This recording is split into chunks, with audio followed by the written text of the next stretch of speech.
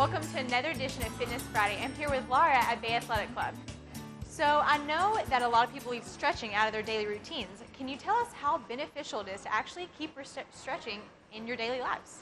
Sure, yeah. Stretching is one of those things that sometimes falls to the wayside. Maybe we have like 30 minutes, 40 minutes to get a quick workout in, get in our cardiovascular exercise, some strength training, and then what falls to the wayside? The strength, the flexibility and the stretching.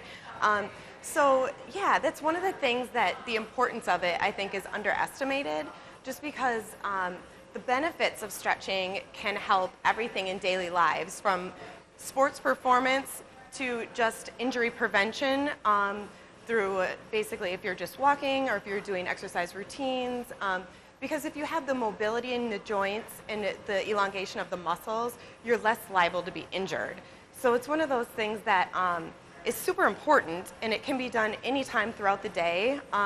Usually best if you're warm, maybe after an exercise class or after a walk. But one of those great things that you can do anywhere. So it doesn't necessarily have to be before or after you work out. It can be all throughout the day. Right. No matter what you're doing, just take a little bit of time. And how many times a day do you recommend people stretching? Well, you know, I mean, even if someone took the time to stretch 2, 3, 4 times a week would be great. I think the more the better. But yeah, so like, I mean, it's something that you can do even if you sit at a desk at work, maybe just, you know, on a break or while you're working. It's something that you can do anytime. So yeah, I have a couple things that I can show you. Perfect, please do. Okay.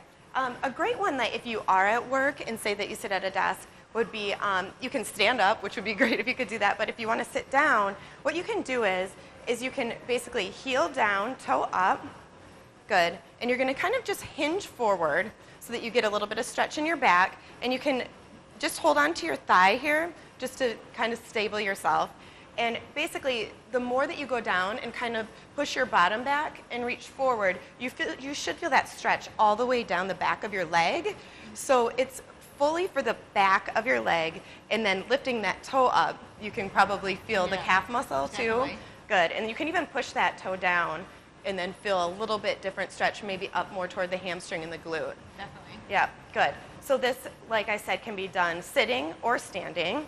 Good, go ahead and come up. And of course you're gonna do both sides because you wanna try to achieve symmetry in your flexibility. We're all a little bit different on each side, but of course we do one side, we have to do the other.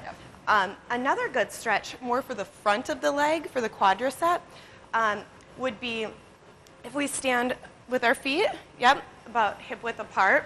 And now what you're gonna do is you're gonna hold on to the top of your foot. So you're gonna grab right here. Your knees are gonna be close together. Yep.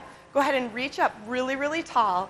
Now we're actually adding some stretch to the upper part of our body as well, right? Okay, so pull your tummy in, because now you'll feel that stretch through your abdominals, through the front of your body. Good.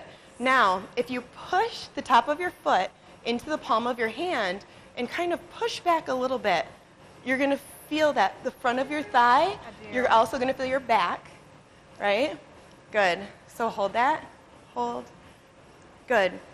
Go ahead and release. Bring your knees together and bring it down. And then holding that stretch from 30 to 60 seconds is the perfect amount of time. And then you can always repeat. But that's a good rule of thumb of how long to hold the stretch to get a benefit from it.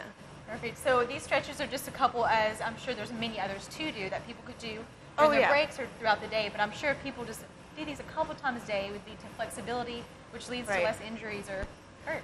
Yep, less injuries and you know, better performance in sports. And yeah. Awesome. Well, thank you, Lara, for teaching us some of these stretches and stuff. And hopefully people can apply these to their everyday lives. Thank you.